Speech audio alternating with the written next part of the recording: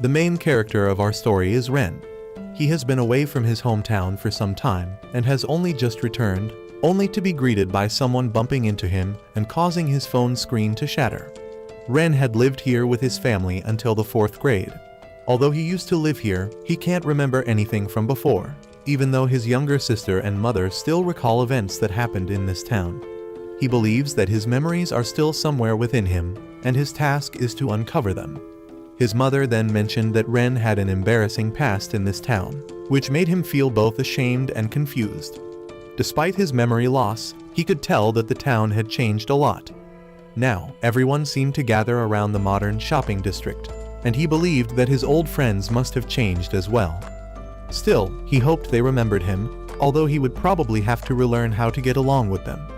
The next morning, when Ren returned to school, he was surprised to see a familiar tree, and fragments of past memories suddenly flashed through his mind. Upon entering the classroom, Ren introduced himself as a transfer student, explaining that he didn't remember much about his past and hoping that if anyone knew him from before, they would let him reintroduce himself. He also thought that being a transfer student had its perks, as it made him seem more mysterious. Ren believed that with his current advantage, he would rise to the top and that his golden age was about to begin. However, after class, a classmate suddenly approached him. She introduced herself as Aoi, mentioning that she wasn't sure if they had met before. Ren thought they hadn't, so she left first. Later, Ren visited the shopping mall to buy a new phone. While testing his new phone on the rooftop, he noticed a strange app on it. Suddenly, a man appeared behind him and used his phone to summon a large spirit beast, sending it to attack Ren. Ren tried to escape, hiding behind a corner. At that moment, his phone spoke, instructing him to type a name into the device. Following the voice's instructions, Ren entered the name and summoned a creature. Expecting something grand and powerful, Ren was instead greeted by a small spirit beast named Oragon, a tiny dragon, and the prince of the spirit beast realm, currently in training to become the strongest dragon. The enemy's spirit beast charged at them, forcing Ren and Oragon to flee and hide behind a signboard. Oragon urged Ren to command him in battle, but Ren had no idea how to do that. As the enemy beast continued its fierce assault, Ren realized he had to fight back seriously. Oragon told him to use his phone to launch him into battle and to amplify his power with a ring. However, Ren didn't have a ring, surprising Oragon. Without hesitation, Ren fired Oragon into the battlefield using his phone.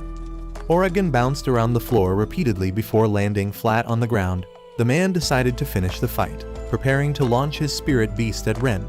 Suddenly, Aoi appeared out of nowhere and delivered a powerful kick to the man's head. She then tossed Ren a ring, and Oragon explained that with it, Ren could control him and defeat the opponent. As soon as Ren wore the ring, his hair turned red, and his memories came flooding back. He remembered Aoi. Long ago, he had promised to protect her at all costs. The man attempted to attack them both simultaneously, but this time, Ren fought back with determination.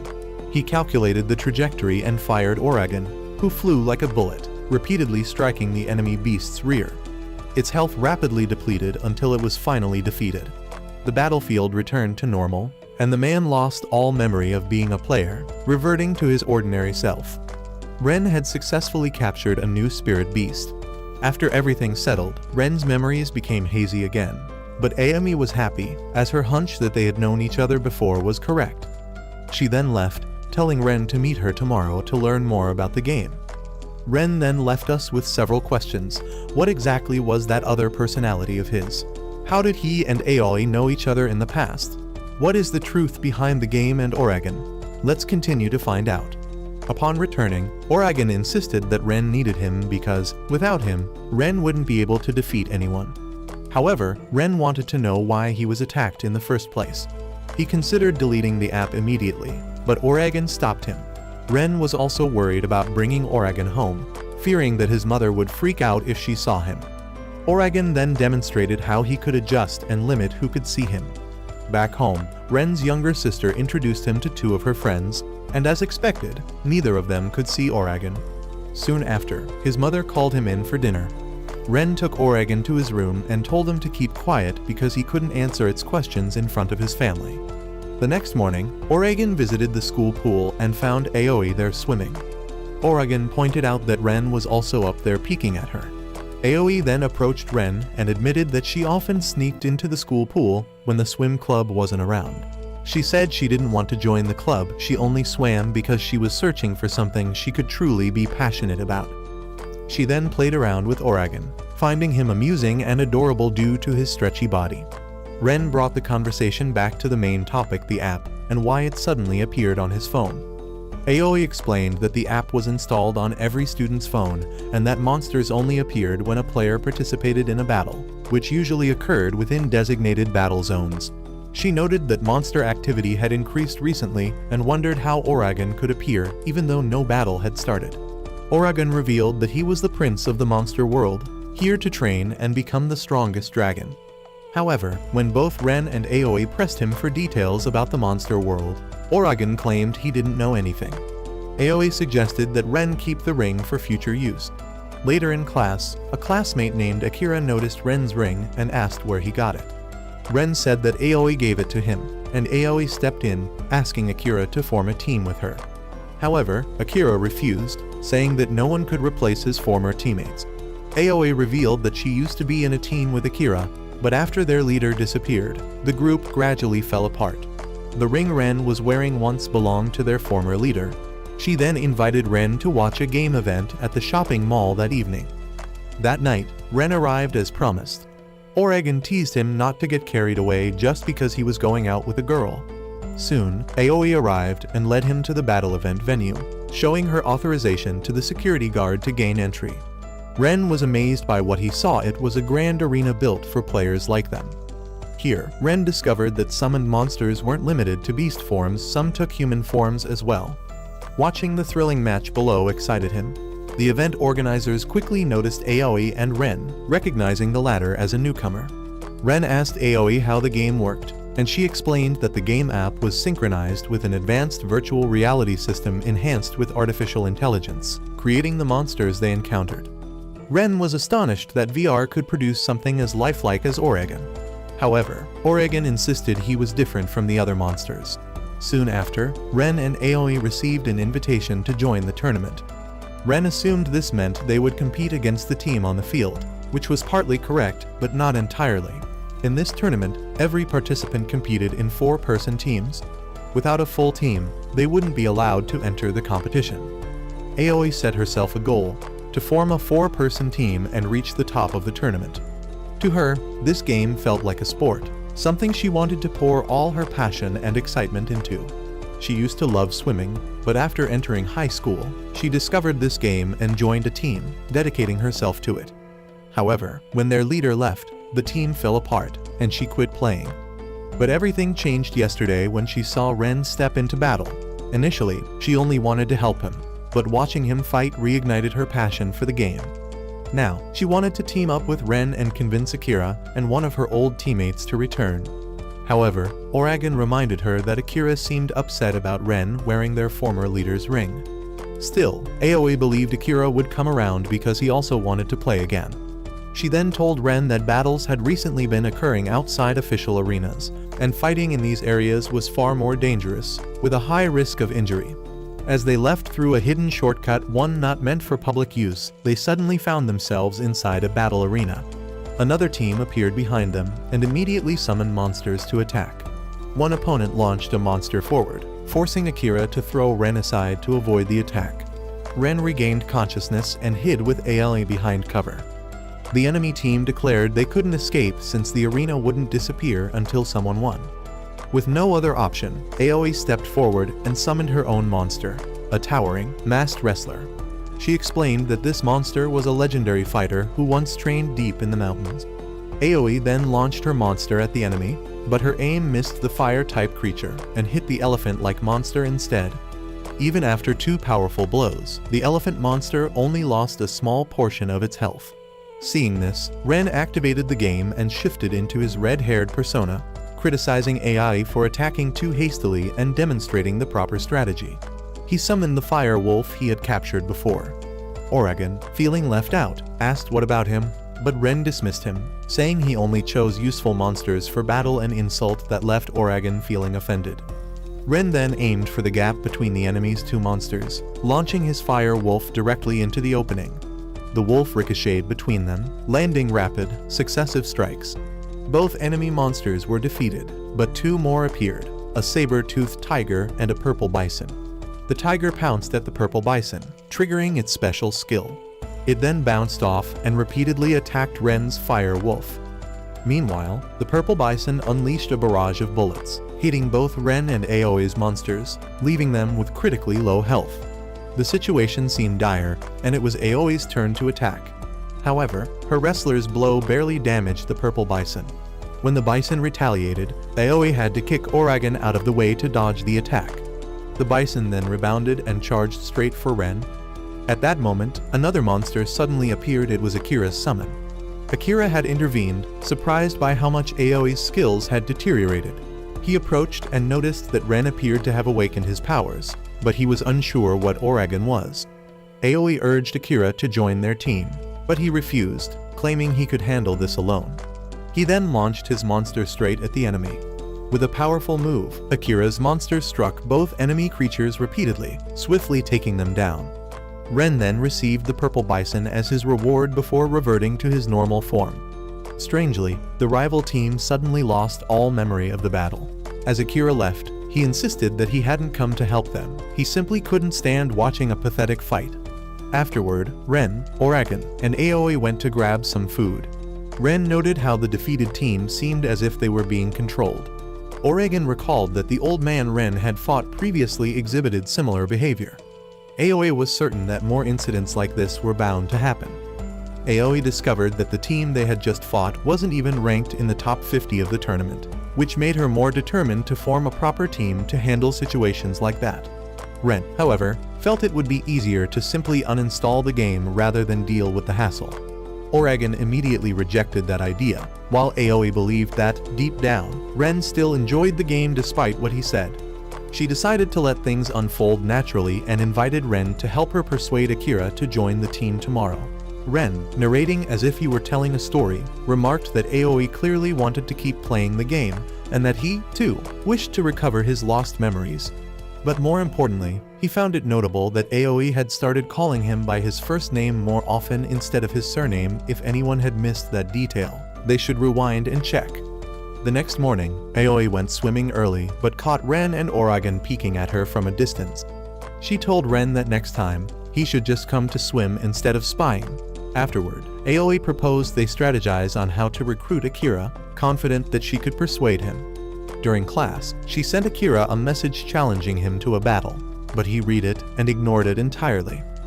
At lunchtime, Akira went to the rooftop to eat, and as he drank from a bottle, he found a message inviting him to form a team written on the bottom.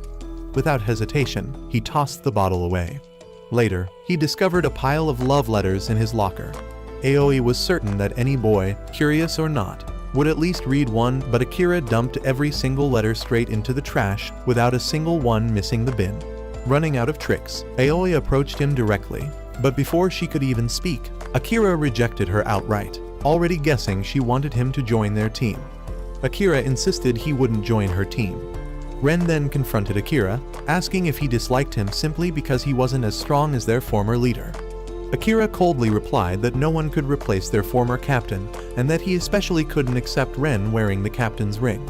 Ren, frustrated, offered Akira the ring, daring him to take it back if it bothered him so much, as he himself was sick of wearing it. On their way home, Ren asked Aoi who their former captain was and why Akira seemed so obsessed. Aoi revealed that his name was Hamura, who transferred schools without saying goodbye to anyone. Watching Akira shoot hoops alone, Ren commented that Akira was the kind of person who was famous without even trying to be. Aoi decided to give up on Akira not forever, but for now intending to switch her focus to recruiting another former teammate, Minami. Minami, who was in the neighboring class, was known for being stubborn, but had shown remarkable skill by mastering the game on her very first try. Aoi and Ren then headed to a tournament arena, where they spotted Minami already battling solo against an entire team, handling them effortlessly without breaking a sweat. Minami seemed to be thoroughly enjoying the fight. Her summoned monster was a pair of twin fighters. When the enemy team tried to overwhelm her with numbers, Minami countered, wiping out two opponents simultaneously. With only one opponent left, she didn't immediately finish the match, instead sending her twins forward to unleash a bullet barrage, defeating the last enemy in a flashy finale. She then struck an iconic JoJo pose, showing off her prowess. Ren was impressed, seeing firsthand why Aoi wanted Minami on their team. However, something felt off. Aoi, who knew Minami as someone normally gentle, noticed that there was zero trace of her usual kindness in her expression. Meanwhile, Ren observed that Minami's eyes had the same eerie intensity as those of the enemies they had recently fought, who seemed to be under some kind of control. Following Minami to a food shop, the trio noticed her acting strangely. Ren remained convinced that Minami was being controlled, but Aoi argued that Minami had always been a bit eccentric. What truly concerned her wasn't Minami's behavior outside battle, but how ruthlessly she fought during it, completely unlike her usual self. Deciding to skip the guessing, Aoi resolved to confront Minami directly and ask what was going on.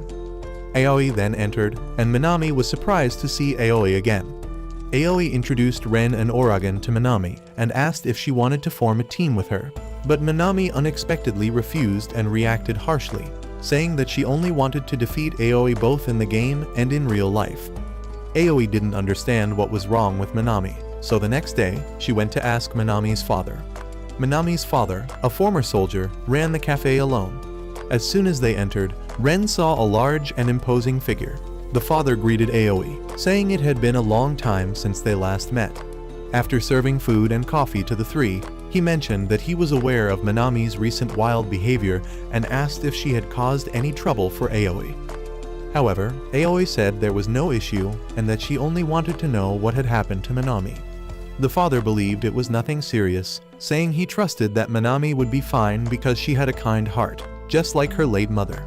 He pointed to the flower garden outside, which Minami had planted herself because those were her mother's favorite flowers. Once a withered garden, it was now in full bloom.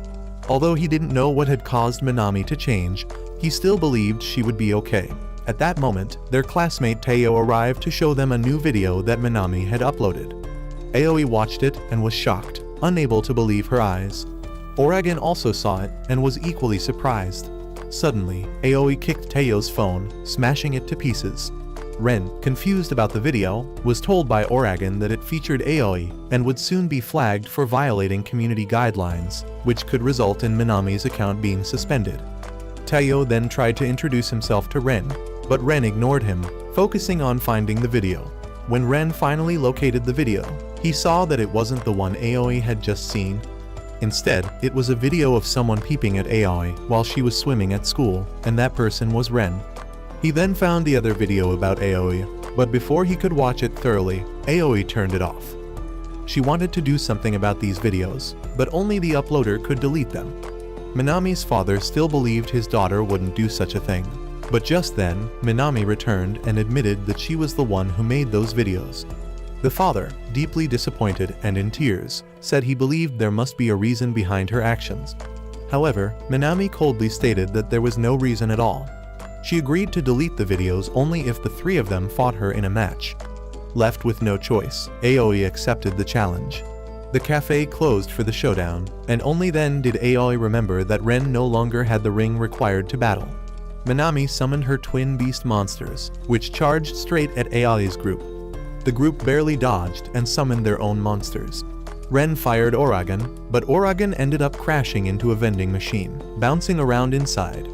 Aoi summoned a wrestler, while Teo summoned a bird-like beast. Ren summoned his fire wolf and fired it forward, but without his ring, he couldn't aim properly. Uragan, irritated, told him not to shoot without the ring next time. Minami then counterattacked, ordering her twin beasts to strike all three of their monsters at once. Ren noticed that the twins were about to crash into the flower garden, so he rushed forward to shield it, willingly taking the hit himself. Minami showed a flicker of emotion seeing Ren protect the garden, but she quickly suppressed any sympathy and continued her assault. The twins launched their giant gauntlets at the wrestler and the bird beast, then unleashed a barrage of bullets across the area. However, Aoi spotted an opening. She had the wrestler slam into both the fire wolf and the bird beast, triggering a combined combat ability. With this move, Aoi swiftly defeated Minami's twin beasts, ending the battle. Minami then returned to her senses and greeted them with Oppario, which, according to Aoi, meant good morning in Minami's unique language.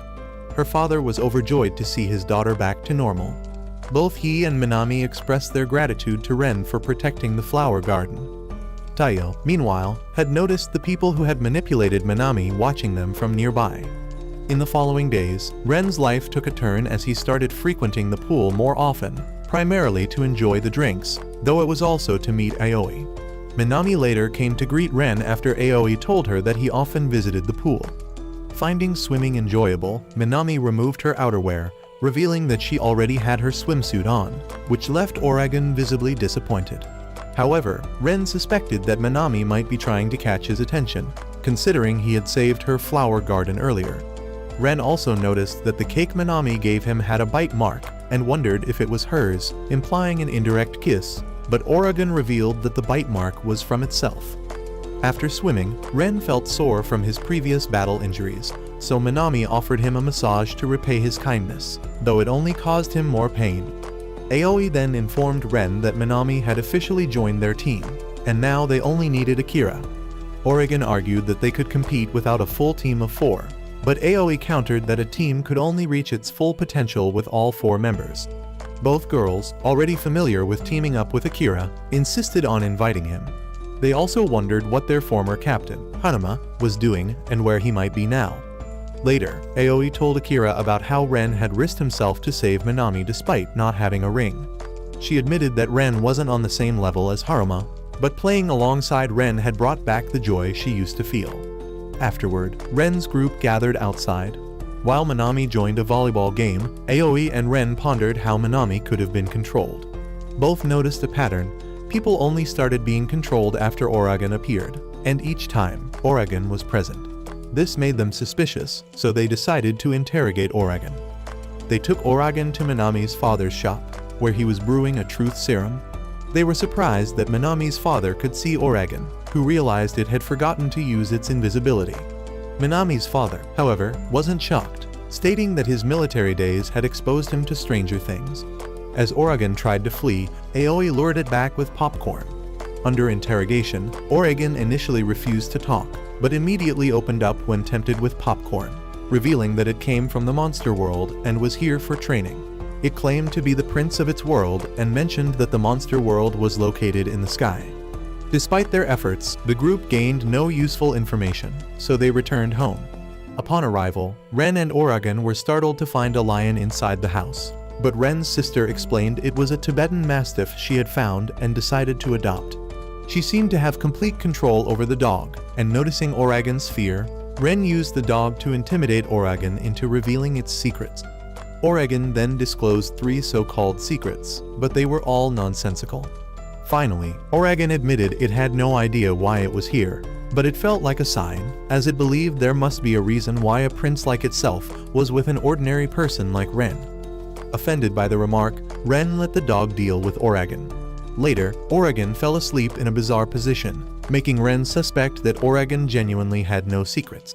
However, that night, a shadow unexpectedly emerged from Oragon's body. The shadow soared into the sky, gazed at a pillar of light in the city, and then returned into Oragon.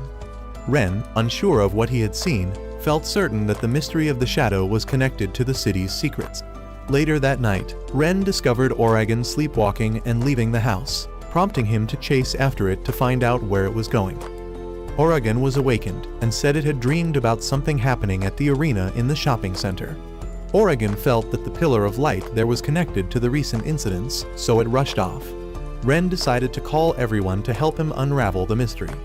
Aoi and Minami quickly arrived, and Akira, having noticed the pillar of light from afar, also made his way there. At that time, Ren's group entered the arena, but there were no matches today. However, they discovered that the referee was there, but he had been controlled and trapped them inside the arena. The arena then transformed, summoning 2 fire dragons. Aoi and Minami quickly summoned their beasts to fight, but their attacks were barely effective.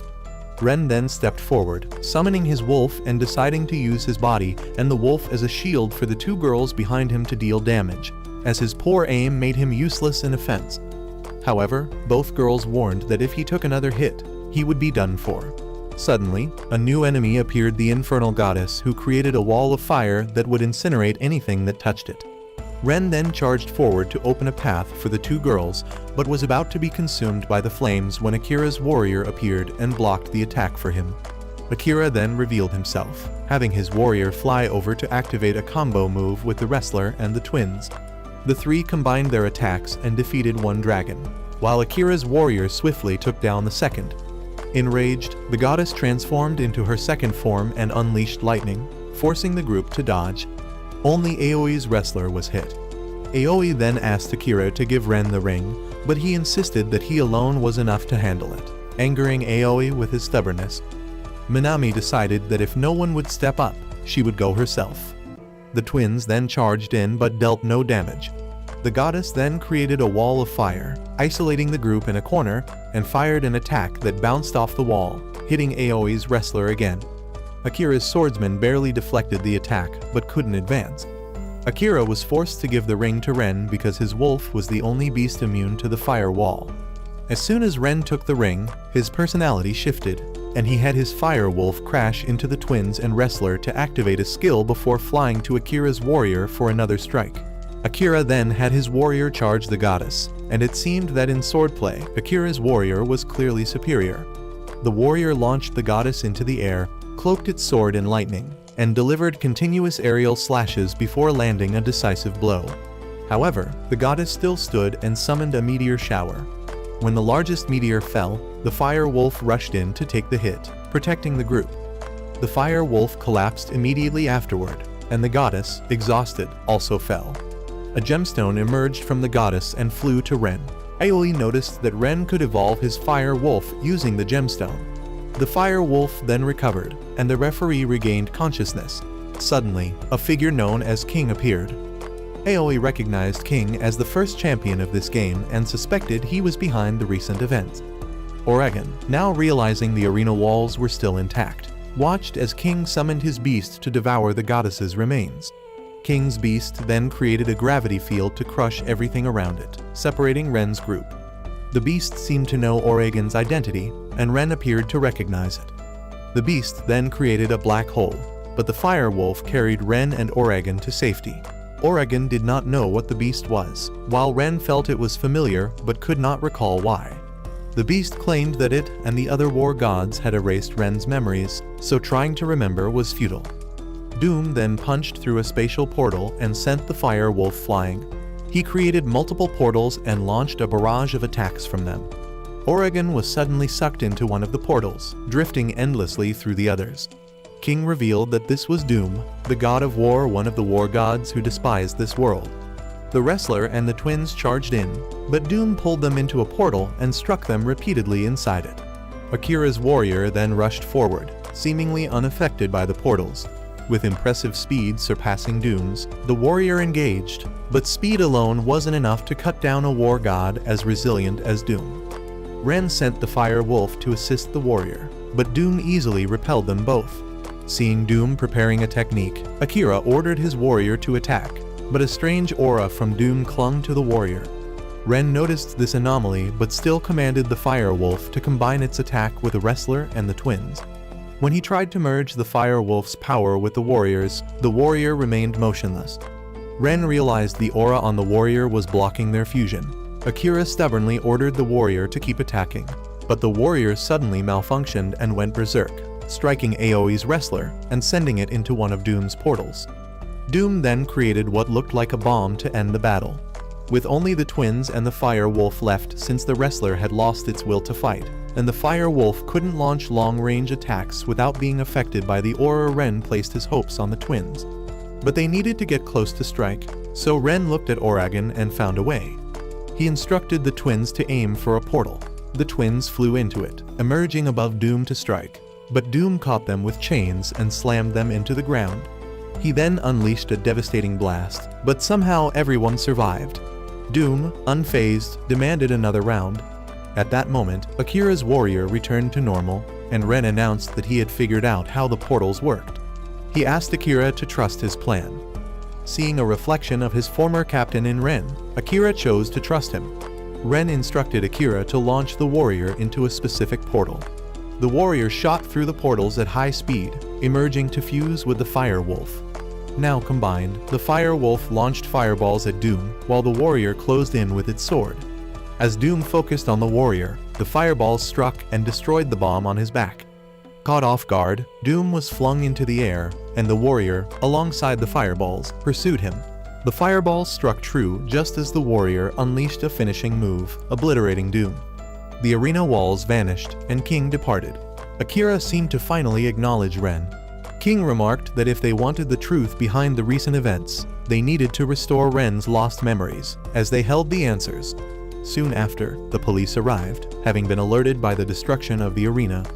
Ren's group had to flee, shocked that Doom could cause real-world devastation, breaking the limits of the simulation system. Minami questioned why both Uragan and Ren seemed to recognize Doom. Ren felt he knew him, but couldn't recall why, while Uragan claimed complete ignorance. Aoi urged them to focus on escaping first. As they left, Ren contemplated deleting the game, believing it had brought them real danger and now made them fugitives. However, Uragan stopped him, saying the protagonist quitting this early would ruin the whole story. Akira added that they shouldn't have gotten involved with this game from the start. Ren wondered how they even joined the game, and Aoi revealed that she and Minami were invited to download it by their former captain. She also confessed that she felt as if she had played this game before. Minami also felt the same way, and both she and Aoi couldn't remember anything from long ago. It seemed that not only Ren, but they too knew some secret that caused the war gods to erase their memories. The next morning, while Ren was having breakfast with his family, he suddenly saw a news report on TV about the damage at the shopping center from the night before. The media concluded it was a gas explosion and ruled out any further investigation. At school, Ren asked the two girls if they had any way to contact their former captain, Haruma, but both said they couldn't reach him. Ren then returned to the phone store where he had his phone repaired and asked if they knew anything about the mysterious game app that appeared on his device. However, the staff member said that the technician who worked on his phone had recently quit. Ren realized that the only way to uncover their lost memories was to find Haruma, but he had no idea how until Taiyo suddenly appeared, claiming to know where Haruma was. He said their destination was Shibuya. Shortly after, the group arrived in Shibuya to search for Haruma. Unsure where to start, Minami climbed onto a nearby vehicle and used a loudspeaker to draw attention. Akira, meanwhile, felt uneasy, unsure what to say when facing Haruma again. The group decided to take a break and play around for a bit before continuing the search, but they were suddenly drawn by a strange noise from an alleyway, where they discovered a spatial portal identical to the one from the arena. From it emerged a large monster, but just as quickly, the creature was destroyed. The group was shocked to see Haruma standing before them, but he showed no joy at their reunion. Haruma coldly stated that they had nothing to do with each other anymore, and that he had no desire to meet them. He then summoned his new team, boasting that they were now on a whole different level. Ren tried to reason with him, but Haruma scoffed, declaring that their abilities were worlds apart, and that Ren had no right to speak to him. Akira, no longer respecting his former captain, challenged Haruma to a battle to see how long his arrogance would last. A girl appeared, conjuring an arena on the spot and transforming the battlefield. She then created a throne for herself and, stepping onto it, transformed into a goddess to observe the fight. Haruma introduced her as Lucifer and warned them to fight with everything they had. Akira sent his warrior charging in, but Lucifer effortlessly blocked the attack with a shield and blasted the warrior away. Ren urged everyone to stay calm, reminding them that they had defeated Doom. He then sent the Fire Wolf to attack, while the two girls unleashed their beasts, but Lucifer easily swatted them all aside. Akira couldn't understand why Haruma had changed so drastically. Lucifer, finding the fight dull, snapped her fingers, obliterating everything around them and rising into the air to cast a spell. A horde of shadow monsters emerged, surrounding the group.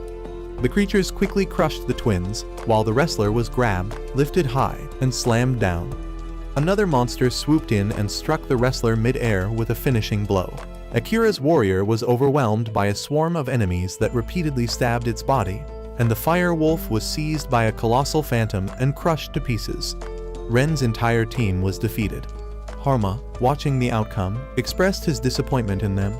He declared that if they wanted answers from him, they needed to become stronger. Only when they reached his level would he reveal what they wanted to know. He then dropped a bombshell, stating that Ren was the one who took away the mother he cherished.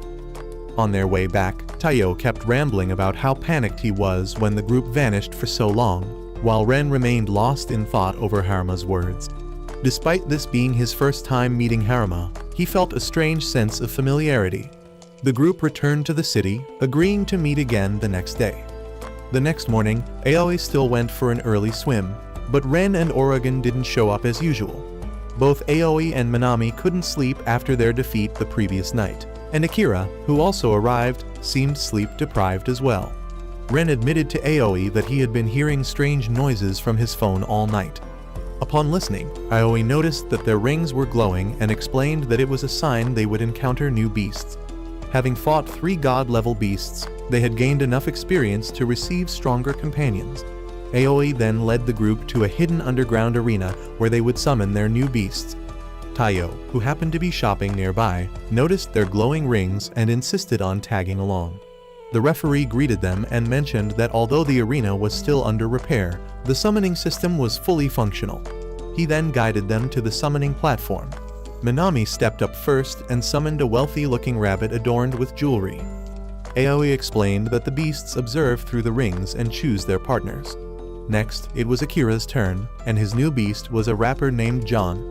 Akira wasn't thrilled with his pick, but accepted it begrudgingly. When Aoi summoned her beast, it was a female version of Napoleon, a formidable warrior. Seeing their powerful summons, Ren felt the pressure, while Akira vowed never to use John in battle. Finally, Ren took his turn and summoned a fire-type samurai named Ryoma, a beast known for its incredible power. Ren shook hands with Ryoma, vowing to fight together from now on. Determined to surpass Haruma, Ren set his sights on becoming the city's strongest. Taiyo suggested that to reach that level, Ren should aim to defeat the city's current top 4 teams. The next day, the group began investigating the top 4, finding their identities shrouded in mystery, with flamboyant nicknames. Despite this, they resolved to defeat the top 4 and draw Haruma's attention. However, the top 4 were, in fact, the same mysterious group that had previously manipulated Minami. Having already learned of Ren's challenge, they began preparing to face the group. The following day, Minami gathered everyone to announce that she had founded a clubroom where they could meet. Aoi, confused since the school had no vacant rooms for new clubs, asked how she managed it. Minami revealed that she borrowed the room from the disbanded tea ceremony club. She then served tea to everyone but whisked it too vigorously, leaving the tea frothy. She confessed her passion for the tea ceremony despite the club having only her and a single senior member. Just as they wondered who that senior was, he emerged from the corner, his presence so faint that they hadn't noticed him.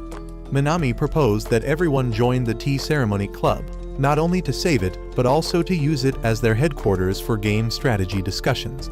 At that moment, one of the top 4 appeared, Jun, the student council president. Jun declared that the room could only be used for tea ceremonies and nothing else. Minami argued that gaming was also a pursuit women should embrace. Unmoved, Jun threatened to seal the clubroom. Akira pointed out that no rule allowed the president to shut down a club arbitrarily, but Jun promptly wrote it into the rulebook, asserting her authority. Minami accused Jun of being unfair, prompting Jun to propose settling the dispute through a battle. The confrontation began on a bridge, with Jun quickly summoning the battlefield. Ren and Aoi used their new beasts, while Minami and Akira stuck with their old ones. Jun summoned her beast, which dashed with incredible speed. In a flash, Jun's swordsman flanked and defeated Minami's twin beasts, then drove back Akira's warrior. The swordsman then targeted Ryoma, landing a slash across his face despite his quick guard. Ren ordered Ryoma to counterattack. Ryoma surged forward, delivering a powerful slash, but the blow only cut through a cherry tree, missing his opponent entirely. Jun knew that Ren still hadn't fully mastered Ryoma's power, as controlling Ryoma was completely different from controlling the Fire Wolf. The group charged forward once more, but Jun's swordsman effortlessly knocked them back one after another. Jun then ordered the swordsman to unleash a special move, a whirlwind of cherry blossoms. As the swordsman sheathed his blade, Ryoma was slashed multiple times and vanished, leaving only Aoi's Napoleon. Aoi quickly commanded Napoleon to summon an army, which charged forward only to be swiftly cut down by the swordsman. However, the remnants of the army exploded, creating a thick smoke screen. From above, Napoleon dived down to deliver a kick, but it was only a distraction for the cannon positioned nearby. The swordsman failed to dodge and was blasted by the cannon, leading to Jun's defeat and the battlefield disappearing. The group noticed that the ranking board had updated. They had taken down one of the top 4, leaving 3 opponents. Jun, confused about why she was even there, made the group realize she had also been under control. Minami then proposed turning the tea club into a half-game club, and Jun agreed. To celebrate saving the club, Teo presented Ren's group with tickets to an exhibition.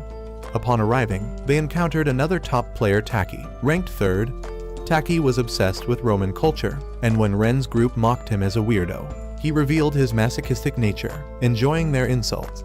Ren corrected him, stating that this was a Greek culture exhibition, not Roman. However, arguments were pointless. Taki activated the battlefield, conjuring a Roman-style temple. Yet, the monster he summoned was the dark version of Zeus, a Greek god, showing that Taki had mixed up Greek and Roman culture. The more they teased him, the more thrilled he became. Ren decided to use this fight to practice controlling Ryoma. Ryoma charged straight at Zeus, but failed to deal any damage. When the others tried to assist, Zeus suddenly approached Napoleon, pinning her to a wall to flirt his womanizing nature, showing even as a summoned beast.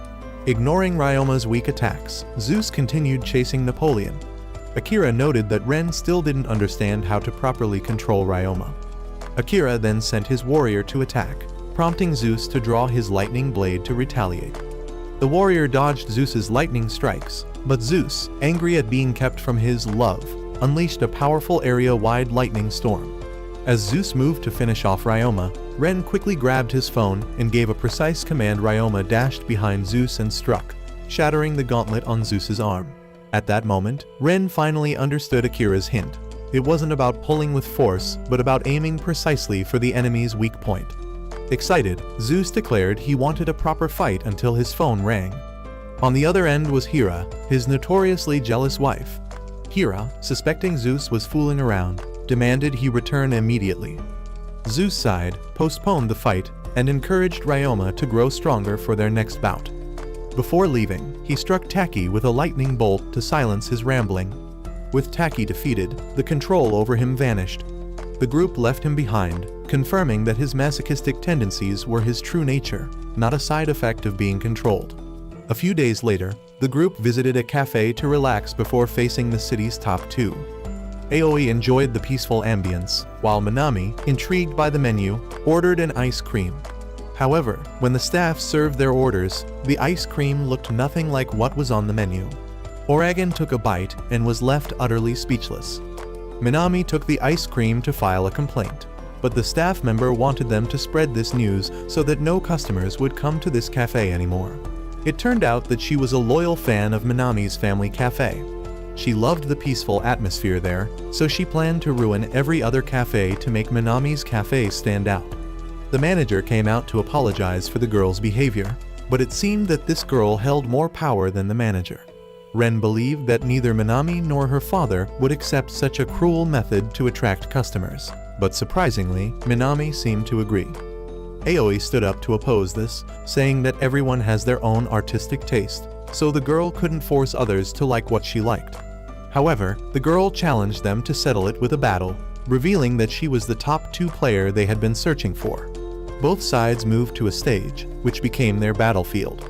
Ren's group quickly summoned their monsters, while the top 2 player called forth her monster and idol surrounded by unexpected fans. After listening to the idol sing for a while, the group decided to attack. But the idol dropped an apple, which multiplied into many bomb-like apples, exploding and releasing a mesmerizing smoke.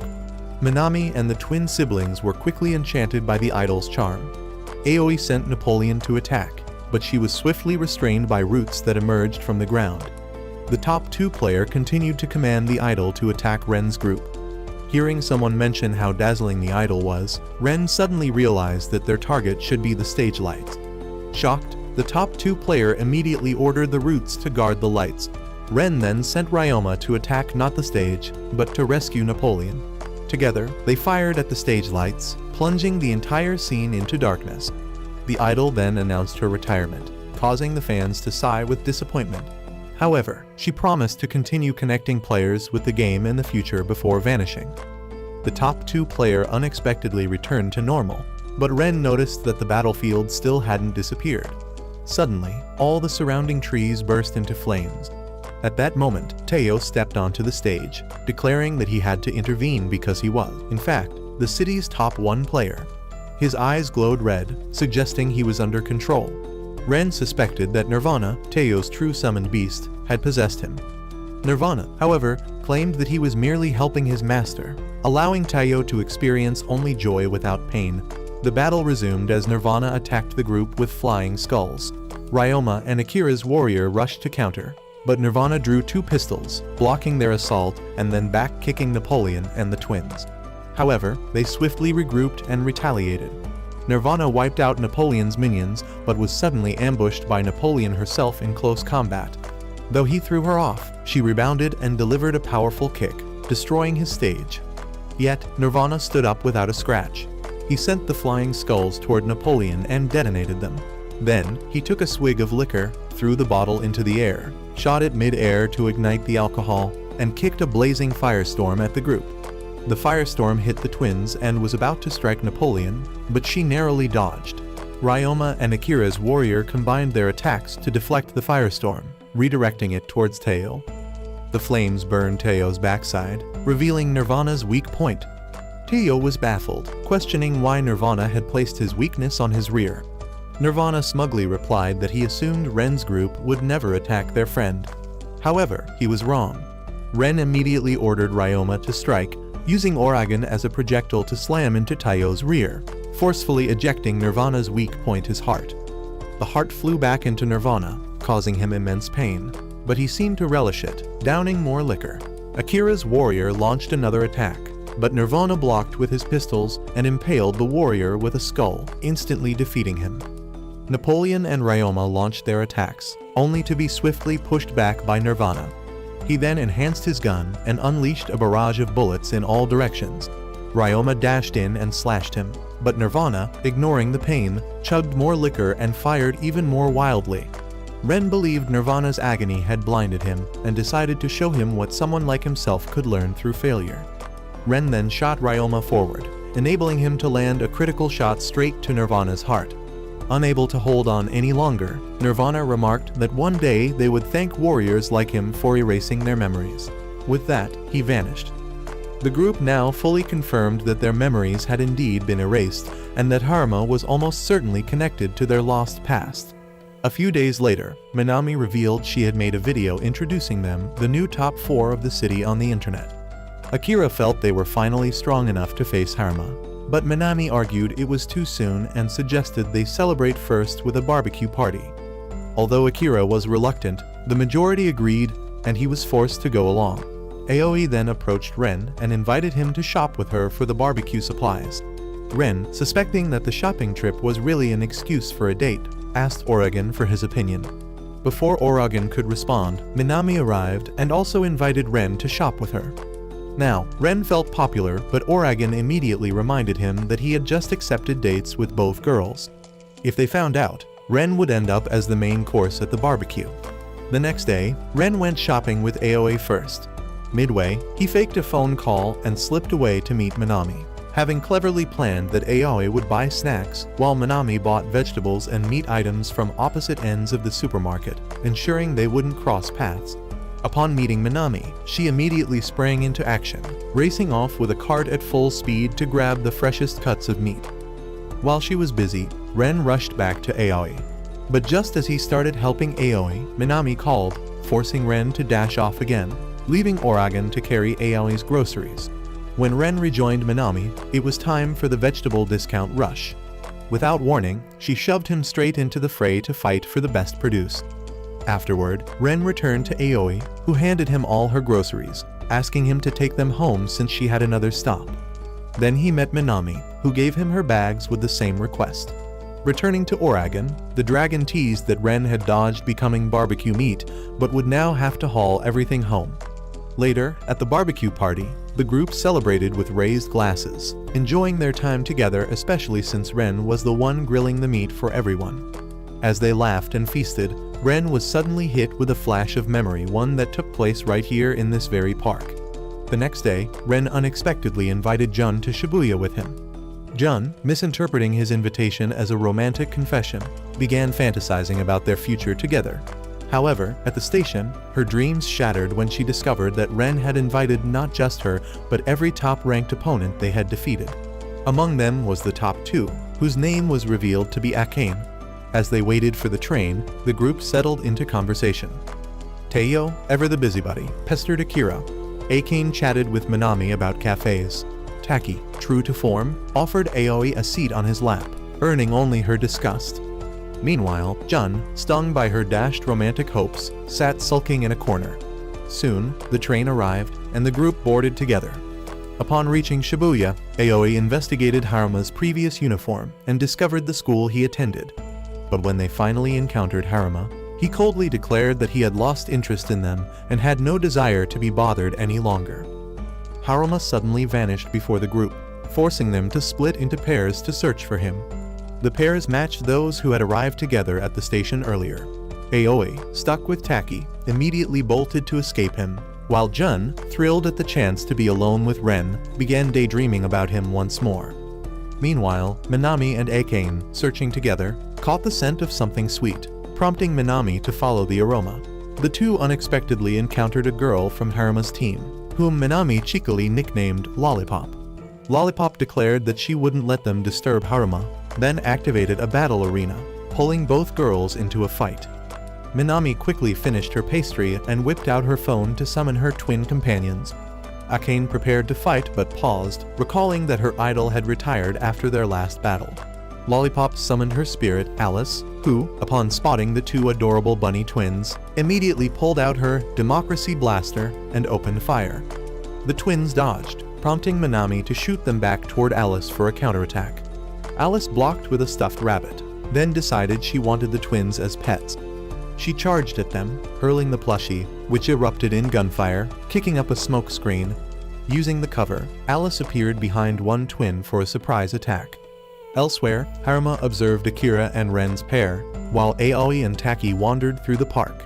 Taki, assuming it was a date, got a sharp reality check when Aoi clarified their true mission.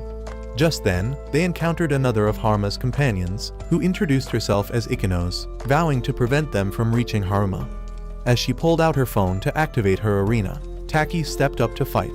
Ikenos, puzzled by his enthusiasm, failed to recognize him. Taki reminded her they had met at the school gate moments earlier, which caused Ikenos to suddenly suffer a nosebleed, an odd quirk triggered when she overthinks, causing her to automatically erase unnecessary memories, Taki included. Amused, Taki found her insults thrilling and begged for more, but Ikenos bluntly declared that neither of them would reach Haruma. Meanwhile, back in Minami's battle, just as Alice prepared to fire, the second bunny twin launched a kick, knocking her gun away. Alice swiftly retrieved it and charged again, forcing the twins into retreat. Lollipop mocked Minami, suggesting she should quit searching for Haruma and go home. Undeterred, Minami commanded the twins to re-engage.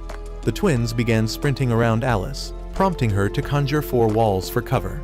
However, they leapt above her defenses, launching an overhead strike that sent Alice flying. Though wounded, Alice wasn't down yet. She climbed to a rooftop, and Minami, sensing an ultimate attack, ordered her twins to unleash their special move. Alice formed a heart-shaped pattern with floating cards, while the twins fired 2 gauntlets at her. Alice shot down one gauntlet and trapped the twins with her cards, preparing for a barrage. But at that moment, the second gauntlet intentionally hidden by Minami struck her from behind. Alice collapsed and vanished, ending the arena. Minami rushed to interrogate Lollipop, but she too disappeared. Simultaneously, Ikenos summoned her own battle arena and called forth her spirit warrior, Himiko, the priestess of the Crimson Shrine, who wielded a colossal golem. Aoi summoned Napoleon to fight, while Taki attempted to call Zeus, only to learn Zeus was unavailable. He was busy celebrating Hera's birthday. Napoleon, dodging the golem's attacks, advanced toward Himiko, but she summoned an army of soldiers to protect herself. Rising to the challenge, Napoleon deployed his own troops, and a full-scale battle between their armies erupted. While Akira and Taiyo were searching, they encountered Haruma's final teammate, Kaoru, a fiercely loyal friend determined to annihilate anyone who wipes the smiles off his companions' faces. Kaoru activated his battle arena and summoned his monstrous demon. Akira called forth his warrior, while Teo summoned his spirit, Loki. The duo charged the demon together. Meanwhile, Napoleon's soldiers were dominating the battlefield, but Himiko retaliated by having her golem strike Napoleon. Though unable to dodge, Napoleon blocked the blow and hurled the golem skyward, allowing his cannons to obliterate it. Impressed by Napoleon's strength, Himiko began a ritual to summon a divine familiar. At the same time, Akira's warrior launched a frontal assault while Loki flanked from behind, seizing the demon's weapon. However, the demon fired a bullet straight through Loki, forcing him out of the battle. Gaining divine power from her ritual, Himiko unleashed a destructive sphere. The demon, now dual-wielding guns, clashed with Akira's warrior, who blocked the cannon on its left arm. Yet, the demon pressed a pistol against the warrior's head and fired. As the warrior collapsed, the demon prepared to finish him off with its cannon. Kaoru assumed Ikenos had also wrapped up her fight, especially since Himiko's massive attack had drained her strength. But suddenly, Napoleon and his soldiers emerged from the ground. As a water element warrior, Napoleon naturally countered Himiko's fire-based abilities, mitigating her attack's damage. Meanwhile, Akira's warrior, refusing to fall before reuniting with Haruma, rose again and slashed the demon, landing a decisive hit. As the warrior charged for another strike, Kaoru triggered the demon's second form, significantly amplifying its power. With a brutal blow, the demon sent the warrior flying and unleashed its ultimate move, summoning an arsenal of floating guns that rained bullets upon him. However, Akira activated his warrior's special ability, boosting its speed to slice through every bullet mid-air before severing the demon's cannon arm, rendering it unable to fight. Defeated, Kaoru fell. Elsewhere, Aoi was on the brink of commanding Napoleon to finish Himiko off before Ikenos could activate her special ability when their match was abruptly halted. Meanwhile, Ren and Jun stumbled into another arena where they encountered Lucifer. Amused, Lucifer decided to play with Ren, transforming the arena's crows into dragons and sending them to attack him. The arena's influence spread, enveloping Akira and the others. Lucifer announced she would welcome them only after they collectively destroyed 1,000 of her creatures. Hordes of monsters surged toward Ren, and he realized he couldn't face them alone. 1 versus 1,000 was impossible. But before he could falter, his 3 teammates arrived to back him up, and together they summoned their 4 spirits into battle. Ryoma swiftly cut down a creature, triggering the kill counter on the arena's display. The team worked together to thin the horde, but the overwhelming numbers soon cornered them. Suddenly, Jun's swordsman appeared, cutting through the monsters, followed closely by Loki, who had returned alongside the others. Taki also joined the fray, demanding insults from Minami and Aoi as his reward for helping. Annoyed but desperate, the pair reluctantly obliged, which delighted Taki enough to summon Zeus. Zeus, having escaped Hera's authority due to her recent tantrum, remarked on their luck that he arrived just in time. Akane's idol, thought to have retired, made a surprise return, ready to fight once more. With the reinforcements, the tide turned, and the monstrous horde fell more swiftly. At last, Haruma appeared, directly confronting Ren. He asked, with cold indifference, how long they planned to linger. Ren accused Haruma of summoning them here after they fulfilled the conditions. Yet, Haruma, seemingly disinterested, turned away without a word. Ren suddenly recalled that he and Haruma were once friends and demanded a proper explanation. He wanted to know what Haruma meant when he accused him of being connected to his mother's death. However, Haruma refused to explain. Just then, a massive dark shadow emerged from within Haruma, declaring that Haruma need not listen to Ren, as Ren was responsible for his mother's death. The shadow, claiming to be Haruma's mother, urged him to sink deeper into darkness. Determined to save Haruma at all costs, Ren stood his ground. Meanwhile, the group continued struggling to defeat the monsters, having only managed to slay around 150. But Haruma, under the shadow's influence, decided to end things swiftly and commanded Lucifer to act. Obeying immediately, Lucifer made the creatures ascend into the sky, then summoned a meteor shower. The spirits fought desperately to destroy the meteors, shielding the group but falling one by one.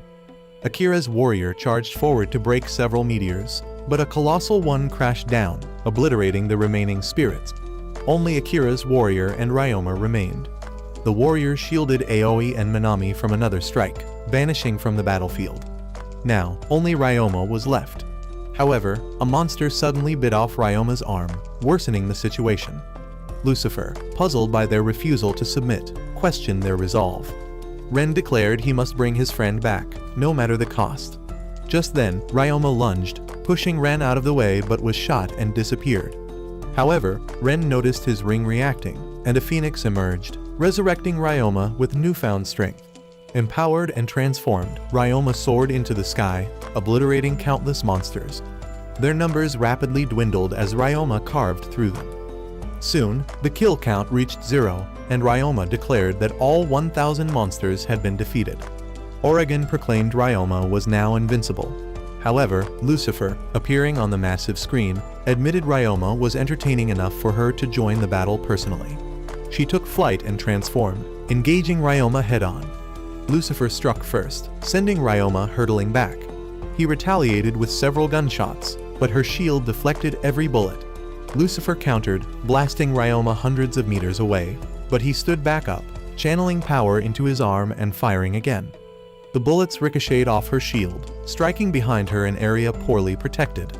The shield shattered, but Lucifer unleashed an energy beam, which Ryoma deflected with his sword before hurling a fire dragon, smashing her into the ground with the same force he had endured earlier. Haruma, annoyed, urged Lucifer to stop toying around and get serious. Complying, Lucifer lifted an entire ship into the air and hurled it at Ryoma. He fired a blast to destroy it, but it wasn't enough, and the massive vessel crashed down on him. Despite the impact, Ryoma staggered back to his feet, provoking Lucifer's frustration. She unleashed a barrage of energy bullets, but Ryoma slashed them aside with his sword. As he closed in, she kicked him away and swiftly dodged his return fire. Their intense aerial battle continued.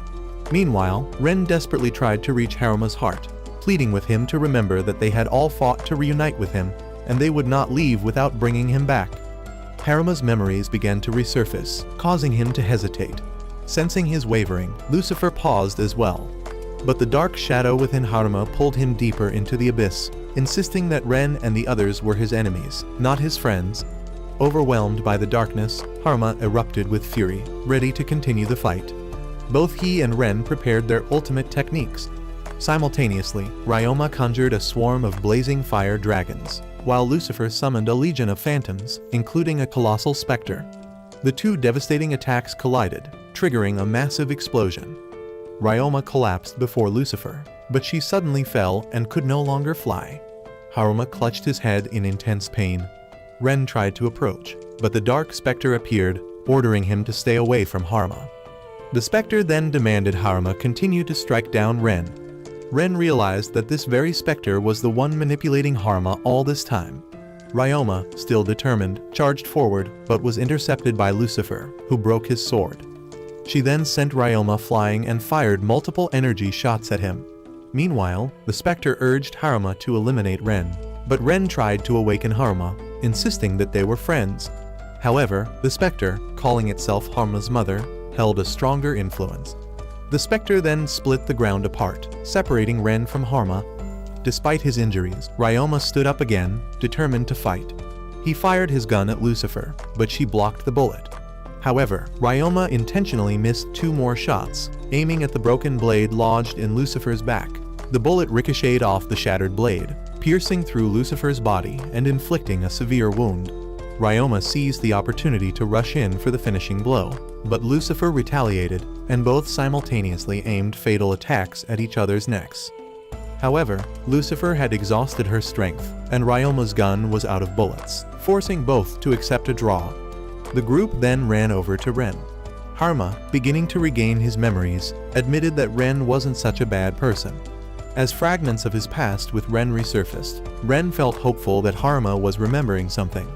But the specter once again seized control of Haruma's mind, urging him to destroy his enemies and make them vanish. The group desperately tried to reason with Haruma, causing him to waver slightly, but the specter gave them no chance, rapidly expanding its presence and engulfing the entire area. The specter then transformed the entire region into a vast field of flowers. Ren's group soon discovered Hanma, who was now suspended high above the ground, tightly bound by thick vines. At that moment, a ghostly figure fully emerged and called Ren a nuisance. With a powerful blast, she sent Ren's friends flying and scattered them across the field. She then introduced herself as Mori, a war god. When Ren demanded to know why she had possessed Haruma, Mori replied that there was no particular reason. As a war god, she simply delighted in amplifying the negative emotions of humans to fuel chaos and war. She revealed that Doom was the war god of wrath, Nirvana was the war god of decadence, and she herself was the war god of obsession. She explained that when humans are consumed by obsession, they become trapped in their past and lose sight of the future. Mori acknowledged that Ren would undoubtedly interfere again and hinted that she knew something about Uragan's past. Declaring her intent to prevent further meddling, she sealed Haruma atop a towering flower. Ren, realizing they needed to counter Mori's plant-based powers, called upon Ryoma, whose fire element would be effective. Ryoma charged in, slicing through Mori's vines and landing a cut on her arm. However, Mori then released a strange mist that engulfed Ren, pulling him into a powerful hallucination. In the illusion, Ren found himself back in the clubroom with 3 of his old friends, surrounded by people who laughed and mocked him. Confused and disoriented, he forgot what he had been trying to do. Outside the illusion, Ryoma and Uragan desperately tried to wake Ren, but their voices could not reach him. Uragan, too, fell victim to the hallucination, leaving Ryoma to face Mori alone. Ryoma kept shouting to Ren without success. Mori, irritated by Ryoma's persistence, manipulated the illusion further, urging Ren to delete the app, their connection and source of power. Within the vision, shadowy figures grabbed Ren's hands, forcing him to press the delete button. Just as Ren was on the brink of losing himself, Uragan, who had unexpectedly broken free from its own hallucination, burst into Ren's illusion and headbutted him hard in the stomach. The sudden impact jolted Ren back to reality. Uragan then explained that the hallucinogenic smoke above was causing the visions.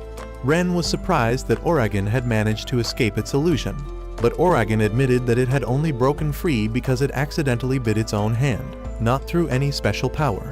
Meanwhile, Ryoma continued battling, but the vines had become tougher and managed to ensnare him. At that critical moment, Iketos arrived, declaring that she would save Haruma no matter how slim the chances of victory. Alice then appeared and put something into Ryoma's mouth. The rest of Haruma's group arrived, and the lollipop informed them that what Alice gave Ryoma was a recovery medicine. Kaoru wanted to reclaim their captain, and the whole group charged together to attack the mass of vines. Alice successfully rescued Haruma, but immediately after, Mori summoned dark versions of the spirits. However, through the battle, they realized that the dark versions were even more powerful than the originals. Ryoma was knocked away, and both Alice and Himiko suffered the same fate. Haruma was taken back, and Ren was confused as to why Haruma showed no reaction while his teammates fought for him. Mori revealed that Haruma could no longer hear anything they said. Yet, the group remained determined to bring Haruma back. Their words managed to reach Haruma, showing signs of his awakening. However, at that moment, all 4 spirits were defeated, and both Haruma's and Ren's teams were captured. Just when everything seemed lost, Haruma summoned Lucifer once again. Regaining his senses, Haruma declared that he would no longer be deceived by Mori and vowed to end everything by defeating her. Mori continued to entice him to return to her side, but Haruma declared that he no longer saw her as his mother. Lucifer summoned a giant phantom to attack Mori. While she managed to block the phantom's blow, Ryoma suddenly rocketed towards her. Mori tried to block him with vines, but he pierced through them, leaving the final strike to Lucifer. Lucifer unleashed a powerful attack, completely destroying Mori. Afterward, Aoi's group arrived to reunite with Ren and Haruma. Haruma apologized to everyone for the mistakes he had made. But then, a voice echoed it was King, who revealed himself as Haruma's father. King admitted that while they had defeated Mori, his plan would continue unhindered. As the group returned to reality, Haruma shared that his memories were still fragmented and unclear, but he did remember that they were once friends. Only Akira was an exception, as he did not attend elementary school with them. Haruma then recounted what he knew. The monsters were all summoned through a gate, a fact they already knew. However, those monsters always appeared inside an arena, which they had believed to be a virtual world. But it was not virtual. The monsters truly existed, and beyond the gate lay the monster world. King was the one who opened the gate, and his goal was to find a specific, special monster. To speed up the search, he popularized the game among the youth, intending to steal the monster from anyone who found it first. The monster he sought was one with the power to awaken Haruma's mother from her coma. Her brain had no issues, yet she remained unresponsive. King took matters into his own hands to save his wife. When the gate opened, Mori found her way through and manipulated both King and Haruma. She blamed Ren, claiming that he was responsible for Haruma's mother's coma. Ren had no idea why his mother was in a coma, but he knew King was still trapped by Mori's lies and was now planning to open the largest monster gate ever to summon every monster into their world. Uragan warned that if that happened, the monster world would completely devour the human world. Unsure of where to search for King, Ren and Aoi considered returning to their city. However, Akira wasn't interested in going back yet. He wanted to visit another place first. Uragan teased him, suggesting he was off to meet a girl, and tossed Uragan into the street, where it got trampled. Akira clarified that he had something to resolve. The group realized he was heading to find Haruma to settle things. Meanwhile, Haruma visited his mother at the hospital and unexpectedly met Akira. Haruma apologized immediately, but Akira told him there was no need, he had been under Mori's control. After all, Haruma expressed regret that they could no longer be on the same team, as he could not leave his mother's side. Haruma believed that he was not the only one who had changed. He noticed that Akira had also changed significantly. In the past, Akira would never sacrifice his warrior to save a friend, but now it was clear that he placed great trust in Ren. Suddenly, Haruma noticed some strange signs and realized that King had done something. The two rushed to the gate that King had been researching in Shibuya and discovered that he had just summoned something extremely powerful. Haruma suspected that King had returned to the city earlier to summon more powerful monsters from a research facility there. Although Haruma did not know the exact location, Akira decided to return and help the others track down and stop King. Haruma's group also set out, understanding that Haruma was worried about the others, and Ikenos believed that Haruma wanted them to assist Ren's group. Meanwhile, Ren was feeling down because he had lost his wallet somewhere. Suddenly, he noticed some silhouettes on the staircase. Uragan asked why he was spacing out, and at that moment, two girls arrived, but the figures on the stairs had already vanished. The next day, the group gathered in the clubroom, where Akira informed them that King had just summoned another powerful monster, one that could manipulate people like Mori had, though it was not yet strong enough to be a real threat. Therefore, they needed to find it quickly to prevent it from growing stronger. Lost in his explanation, Akira failed to notice a pile of tea foam about to fall on his head, but he used Uragan to eat it all up. Akira then suggested they split up to search for the monster and King's research facility, with Taiyo joining them when needed. In fact, Taiyo's entire group was already there. Minami revealed that she had created a secret passage connecting the clubroom and the student council room. Akane excitedly announced that her idol was about to make a comeback, prompting Uragan to whip out a light stick and start practicing his cheers. Taiyo and Taki joined in, and eventually, even Ren joined the fun. Aoi then asked Akira if he felt better after his conversation with Haruma. Akira admitted he felt pretty good, only to be hit by another wave of tea foam. Aoi soon noticed that Haruma's group had also arrived. That afternoon, Kaoru joined the fan club Frenzy, while Ikenos developed a liking for Minami's tea. They began discussing where King's monster might be hiding, concluding that it would choose a crowded place to blend in and gather power. Ikenos suggested the school itself could be a likely spot. Meanwhile, the soccer team was practicing when they accidentally kicked a ball into the bushes. Upon retrieving it, they stumbled upon the monster that King had summoned. It was already there. Ren's group decided to split up and search for the monster, aiming to stop it from getting stronger before it was too late. They also noticed that an upcoming festival, which was expected to draw a huge crowd, could be the monster's prime target for gathering power. The group quickly devised a plan to track it down during the festival. A few days later, they arrived at the festival together, with some members eagerly running off to enjoy the festivities. Ikenos, however, remained certain that the monster would appear there. Indeed, the monster emerged at the festival, accompanied by a mysterious figure. Akane encouraged her idol to take the stage and perform. Meanwhile, Taiyo and Minami ran off to play, leaving Akira annoyed, but Ren advised him to relax a little instead of being so stiff. Kaoru and Taki decided to test their strength against each other, while Jun scolded the lollipop for dressing too indecently. The two girls decided to settle their dispute by having their spirits fight to prove who was right. Jun's swordsman and Alice clashed fiercely, only to discover that a demon and Zeus were also fighting nearby. The situation turned into a chaotic melee, but the crowd remained fixated solely on Achane's idol performance. Ren approached Ikanos and gave her a sticker featuring the festival's emblem, telling her to enjoy herself if she wanted to, though she chose to stay on guard. As the performance concluded, Ikanos suddenly spotted a suspicious figure. On their way home, the group realized that Ikanos had vanished. Kaoru suspected that she had acted alone. Back at the clubroom, no one knew where Ikanos had gone. Haruma arrived after hearing about her disappearance and asked if Ren's group had any information, but all they had from Ikanos was her phone. The group immediately set out to search for her. Entering the school, they noticed the lights flickering on and off. They soon found Ikanos, but she appeared to have no memory of them. Suddenly, 3 monsters flew out and attacked, forcing the group to flee. Although they were unsure if someone had activated an arena, it was clear they were still in the real world. Haruma suspected that Ikanos had been brainwashed, just like he was before.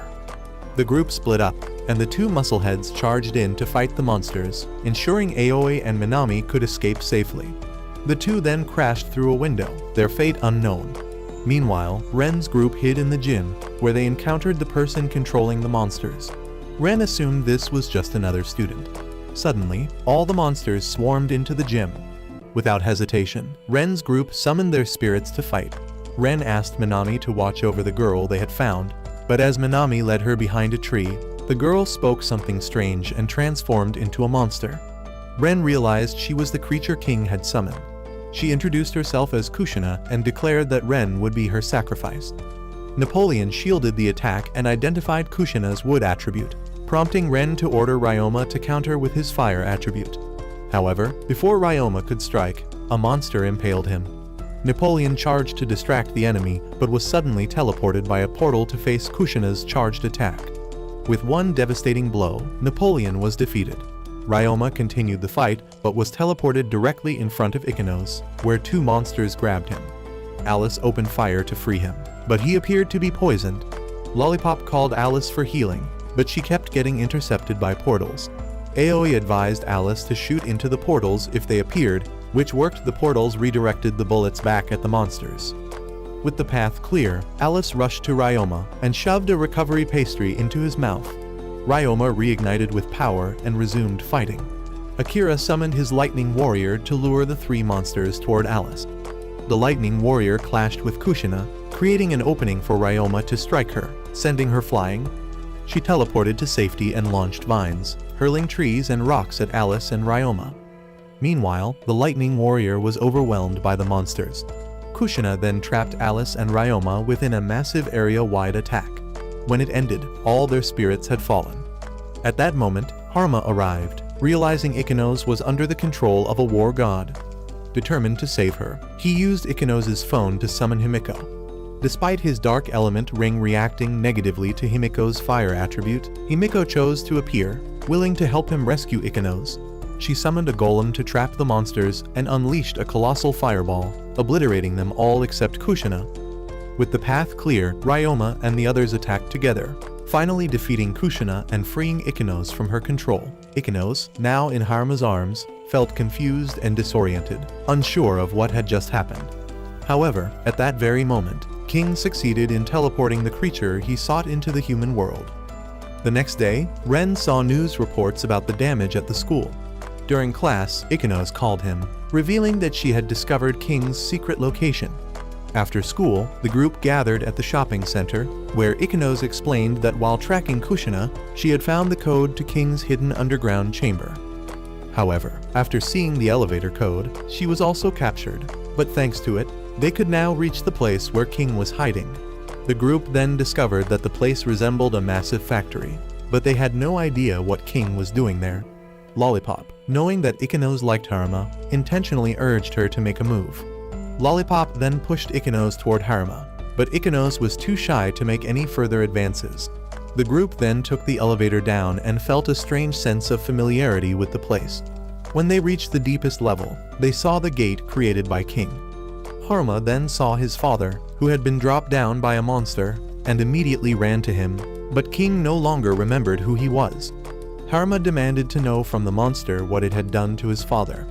The creature claimed that it had only freed him from his suffering known as memories. The monster then revealed its true form and introduced itself as Babel. It stated that it had only saved King from the agony of emotions. Once a man consumed by despair, King was now free. However, Harma demanded that it return his father's memories. He then summoned Lucifer to fight. But Babel drilled a hole through the ceiling and escaped to the surface. The group feared that it would devastate the city. They decided to split into two teams, Ren's team and Harma's team. One team would secure King, while the other would confront Babel. Babel descended into a part of the city, created a colossal tower, and unleashed a swarm of mechanical bugs. These bugs began to extract memories from the surrounding citizens. Ren's group, unsure of Babel's location, quickly identified it when the towering structure gave away his position.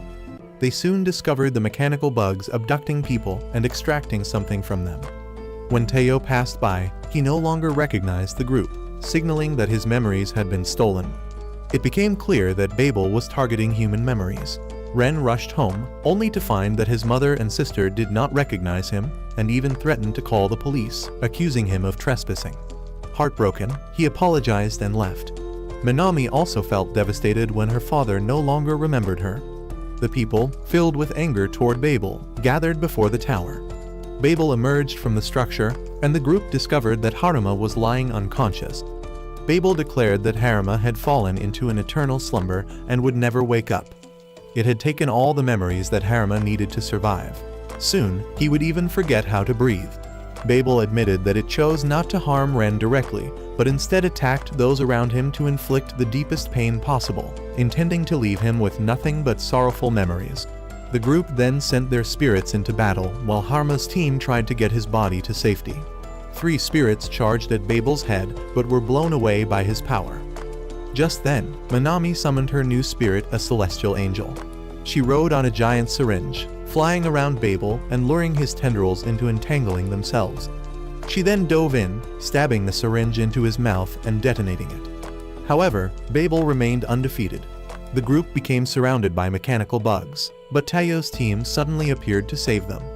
Despite having lost their memories, Teo's team still chose to fight, driven purely by the desire to help others, even if they no longer remembered who Ren's group was. Aoi believed that if they fought together, they could overcome anything, reminding everyone that they had defeated 3 warlords together before. Ren resolved to fight alongside everyone and reclaim the stolen memories. He believed that Babel held those lost memories and that they would defeat him to take them back. Babel mocked their efforts, stating that mere insects like them would never stand a chance of victory. The 4 spirits charged in together, but Babel let out a thunderous roar, repelling them all. He declared that he would erase Ren and everyone he loved forever. But Ren was determined not to let that happen. The spirits launched another assault. Meanwhile, Harma's team had yet to join the fight, still trying to get Harma to safety. At that moment, Babel targeted Harma's body. King, however, shielded Harma with his own body.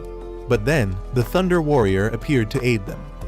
At that moment, the warlord who had previously accompanied Kushina was observing the battle and suddenly noticed Oragon. He revealed that Oragon was the one who had taken everything precious from him and demanded that Babel eliminate Oragon for him. Ren called out to Oragon to wake up and witness the spirits unleashing their combined attacks on Babel. However, with a single swing of his arm, Babel deflected all the incoming projectiles. They then noticed the mechanical bugs targeting Oragon, prompting Lollipop to toss Oragon to Minami. But Minami, in turn, kicked it straight toward Ren.